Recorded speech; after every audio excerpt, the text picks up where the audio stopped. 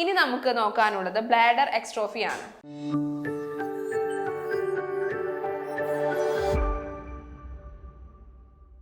Bladder നമ്മുടെ ബോഡിയുടെ വെളിയിലേക്ക് വരുന്നു. ഇതൊരു കൺജങ്റ്റീവ് ആയിട്ടുള്ള ഡിസീസാണ്. ബൈ ബർത്ത് ഉള്ളതാണ്. ലോവർ അബ്നോമിനൽ വാൽവിലുള്ള എന്തെങ്കിലും ഡിഫക്ട്സ് കാരണം നമ്മുടെ ബ്ലാഡർ എക്സ്പോസ്ഡ് ആകുന്നു. കോസസ് അൺനോൺ ആണ്. അസസ്മെന്റ് നോക്കുകയാണെങ്കിൽ ബ്ലാഡർ മ്യൂക്കോസ വിസിബിൾ ആയിട്ട് കാണും. സിംഫസൈസ് വൈഡഡ് ആയിരിക്കും. ജനറ്റിക് സ്ട്രക്ചറിൽ എന്തെങ്കിലും ഡിഫക്ട്സ് ഉണ്ടാകാനായിട്ട് സാധ്യതയുണ്ട്. ഇനി നമുക്ക് ഇൻ്റർവെൻഷൻസ് എന്തൊക്കെയാണെന്ന് നോക്കാം. ബർത്ത് കഴിയുമ്പോൾ തന്നെ നമ്മുടെ ഈ ഡിസോർഡർ കാണാൻ സാധിക്കുന്നത് കൊണ്ട് സ്റ്റെറിലൈൻ നോൺ എത്തറൻറ്റ് ഒരു ഡ്രസ്സിങ് വെച്ച് കവർ ചെയ്യാം. അതുപോലെ തന്നെ ഫ്യൂ ഡേയ്സ് തന്നെ നമുക്ക് അബ്നോർമൽ ആയിട്ടുള്ള അബ്നോമിനലിനെ ഉള്ളിലേക്കായിട്ട് നോർമൽ ആകുന്നു. പിന്നെ വരുന്നതാണ് റീകൺസ്ട്രക്റ്റീവ് സർജറി.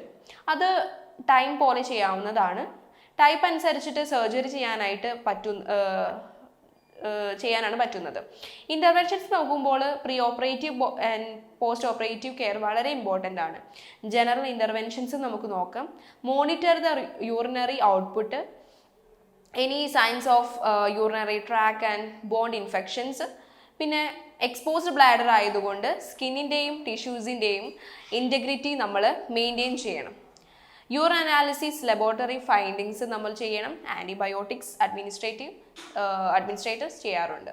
പിന്നെ emotional support and physiological support parents നൽകുക. ഇത്രയും കാര്യങ്ങളാണ് ഇതിൽ ഡിസ്കസ് ചെയ്യാനുള്ളത്.